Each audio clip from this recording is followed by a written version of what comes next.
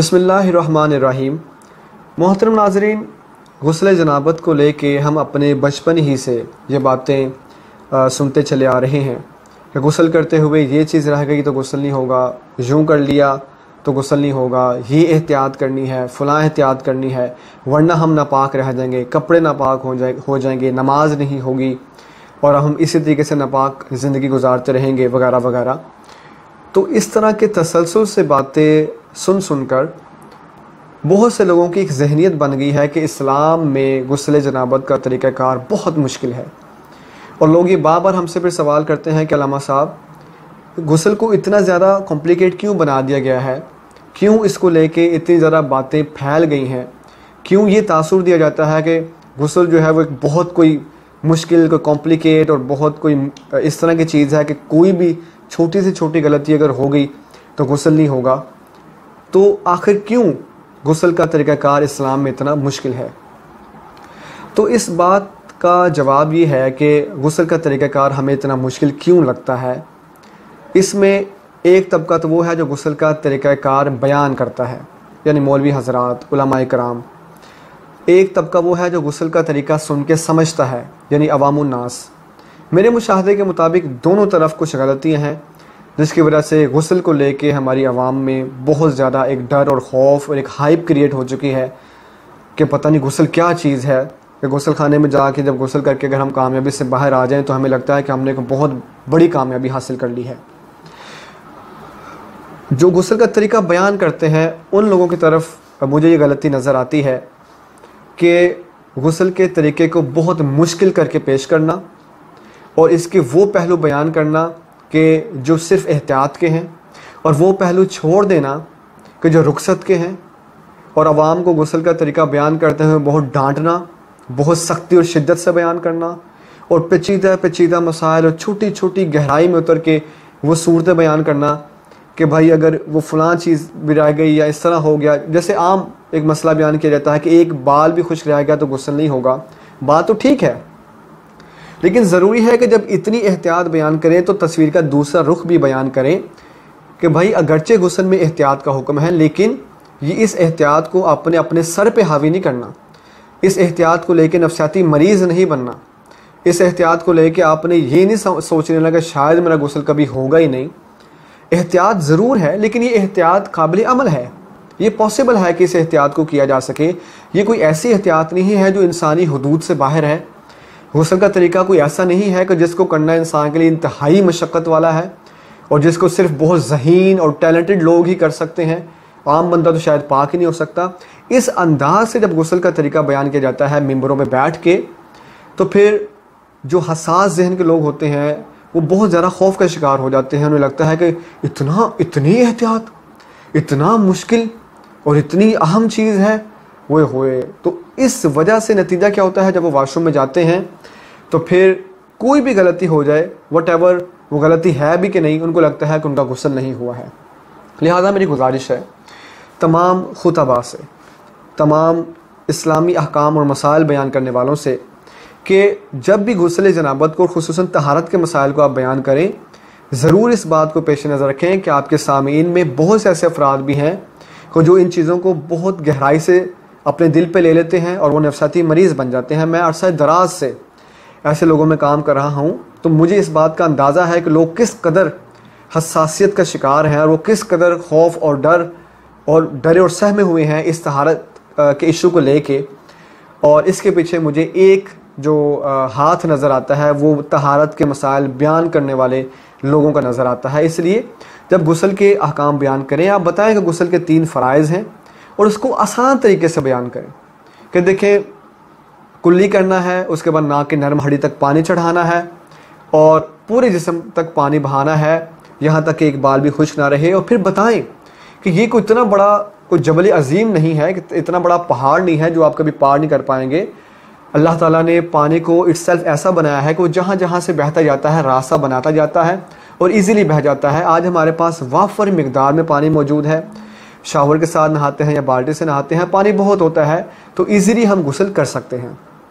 इस तरीके से दोनों चीज़ों को जब बैलेंस करके चलेंगे तो इंशाल्लाह उम्मीद है कि लोग एहतियात का दामन भी थामेंगे और साथ साथ वो नफसियाती भी नहीं बनेंगे।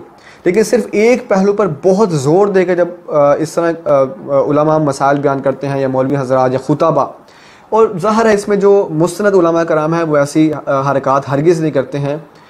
अक्सर ऐसे बयान वही लोग करते हैं जो मिजाज शरीयत से नावाकिफ़ होते हैं, तहारत के इशू पर उनकी स्टडी कामिल नहीं होती है, तो वो फिर इस चीज़ को लेके बहुत सख्ती के साथ मसाइल बयान कर देते हैं।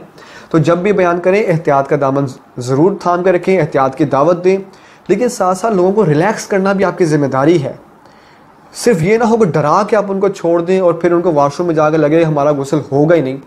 आपकी बात सुन के और आपका बयान सुन के सामने वाला बंदा रिलैक्स होना चाहिए, क्योंकि युरीदुल्लाहु बिकुमुल युस्रा, अल्लाह तुम्हारे साथ आसानी चाहता है। ये कुरान है, अद्दीन युस्रुन, दीन आसान है, ये हदीस है। तो दीन का जो मिजाज है वो इंसानी तबीयत के ऐन मुताबिक है। हरगिज़ खुदारा इस अंदाज से मसाइल बयान ना करें कि लोग नफसाती मरीज़ बन जाएं।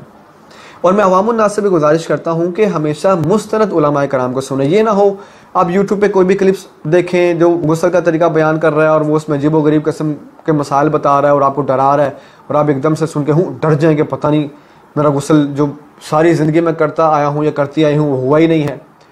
तो कभी भी एवं हर एक की बात सुन के ना डर जाया करें। हमेशा मुस्तनद उलमाए कराम और सर्टिफाइड लोगों को सुने जिन्होंने बाकायदा एक प्रॉपर सनद हासिल की है, बाकायदा इस चीज़ को गहराई के साथ पढ़ा है।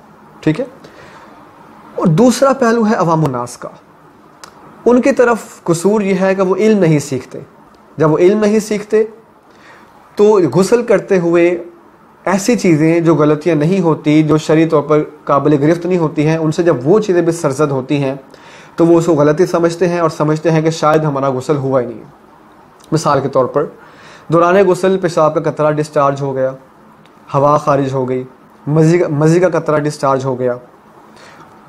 इसी तरीके से गुस्ल करते हुए अगर गुस्ल से पहले या गुस्ल के बाद ज़ेर नाफ बालों की सफाई की, या हमने वही अपने यूज्ड कपड़े जो पहले पहने हुए थे गुस्ल से पहले वो दोबारा पहन लिए, या फिर गुस्ल के दौरान कहीं से भी छींटे उठ के हम पर आ गई, इन तमाम चीज़ों को लेकर सोचना शायद मेरा गुस्ल टूट गया है या मुझे दोबारा करना होगा या पता नहीं अब क्या मसला है, और फिर बार बार वॉशरूम में गुस्ल को रिपीट करते हैं।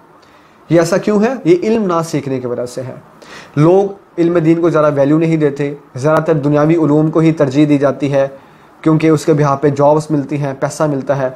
दीनी उलूम के बिहाफ पे इतनी हाई फाई जॉब्स नहीं मिलती हैं, इसलिए लोगों का ट्रेंड इस तरफ नहीं है। ना हमारे घरों में, ना हमारे स्कूल कॉलेजेस के अंदर इसका ट्रेंड है। अगर पढ़ते भी हैं हम लोग तो बहुत सरसरी सा, या वही हमने बचपन में जो कारी साहब से या मदरसे में चंद थोड़े बहुत मसाइल सीख लिए, आज तक हम उन्हीं पर अमल कर रहे हैं या सुनी सुनाई बातों को लेकर चल रहे होते हैं। ये सारी चीज़ें क्या है? इल्म नहीं सीखते हम, नॉलेज नहीं लेते, अपडेट नहीं रहते हैं। इस वजह से हमें लगता है कि शायद इस गलती से हमारा गुस्ल टूट जाएगा, दोबारा करना पड़ेगा, हुआ नहीं है, और हम नफ्सियाती मरीज़ आहिस्ता आहिस्ता बनते जाते हैं और यह गुस्ल का तरीका हमारे ऊपर हावी हो जाता है। तो इसलिए जो खुताबा हैं उनकी ज़िम्मेदारी है कि वो एहतियात का पहलू भी बयान करें, लेकिन साथ साथ आवाम को रिलैक्स भी करें, दोनों पहलू बैलेंस करें ताकि सही तरीके से आसान दीन लोगों तक पहुँचे। और अवामुन नास की ज़िम्मेदारी है कि वो सर्टिफाइड इदारे से, सर्टिफाइड आलिम दीन से इल्म दीन सीखें। आप तहारत का इल्म हासिल करें ताकि आपको पता हो कि इस्लाम की क्या रूलिंग्स हैं, क्या वो अहकाम हैं, किस तरीके से कौन सी गलतियाँ हैं, कौन सी चीज़ें हैं जो गलतियाँ नहीं हैं। अगर हम दौरान गुस्ल वो कर भी लेते हैं तो हमारे गुस्ल पे कोई फ़र्क नहीं पड़ता है। तो ये दोनों तरफ अगर इन चीज़ों पर तवज्जो की जाएगी तो इंशाअल्लाह ये जो गुस्ल को लेके बहुत बड़ा एक मौमा बन गया है और एक गलत फहमी क्रिएट हो चुकी है कि पता नहीं कितना मुश्किल है, ये सब चीज़ें रफ़ा हो जाएंगी। इस्लाम एन तबीयतों के मुताबिक है, इस्लाम एन फितरत के नेचर के मुताबिक है। इस्लाम फॉलो करके कभी कोई बंदा नफसियाती मरीज़ नहीं बन सकता। जो नफसियाती मरीज़ बना है, जो OCD का शिकार हुआ है, वो सिर्फ़ और सिर्फ शैतानियत को फॉलो करके हुआ है और जहालत को फॉलो करके हुआ है। हमारा व्हाट्सएप के ऊपर अहकाम तहारत कोर्स कराया जाता है। अगर आप पाकी नापाकी के वसाविस का शिकार नहीं हैं तो फिर अहकाम तहारत कोर्स है, उसमें इस्तिंजा, वुज़ू, गुस्ल, पाकी नापाकी, इन तमाम पहलुओं को, तहारत के तमाम टॉपिक्स को कवर किया गया है। उसको आप हमसे मंगवा सकते हैं। अगर खुदा न खासा आप वसाविस का शिकार हो चुके हैं तो फिर हमारा इसके लिए अलग कोर्स है, वो है तहारत कोर्स। वो स्पेसिफ़िकली और स्पेशली मैंने पाकी नापाकी के वसाविस में फंसे हुए अफराद के लिए तैयार किया है। दोनों कोर्स अलग अलग हैं। तो वसाविस का शिकार नहीं है तो हकाम तहारत कोर्स यानी तहारत के तमाम अहकाम सीखें, और अगर खुदा न खासा वसाविस का शिकार हैं तो फिर तहारत कोर्स ज्वाइन करें, जो ख़ास तौर पर वसाविस को पेश नज़र रखते हुए मैंने तैयार किया है। तो इंशाअल्लाह जब इल्म सीखेंगे जहालत दूर होगी, अंधेरा दूर होगा, ख़ुद बहुत राहें खुल जाएंगी, ख़ुद बहुत सारी स्क्रीन क्लियर हो जाएगी, स्टोरी क्लियर हो जाएगी, और ये जो गलत फहमी है कि गुस्ल इतना मुश्किल क्यों है ये दूर हो जाएगी, और आप जान जाएंगे कि इस्लाम एक आसान मज़हब है। इसमें इंसान वॉशरूम में जाके थोड़ी ही देर बाद गुस्ल करके आसानी से बाहर आ सकता है। उम्मीद है कि आप समझ चुके होंगे। अल्लाह ताला अमल पर होने की तौफीक अता फरमाए। आमीन। वमा अलैना इल्लल बलागुल मुबीन।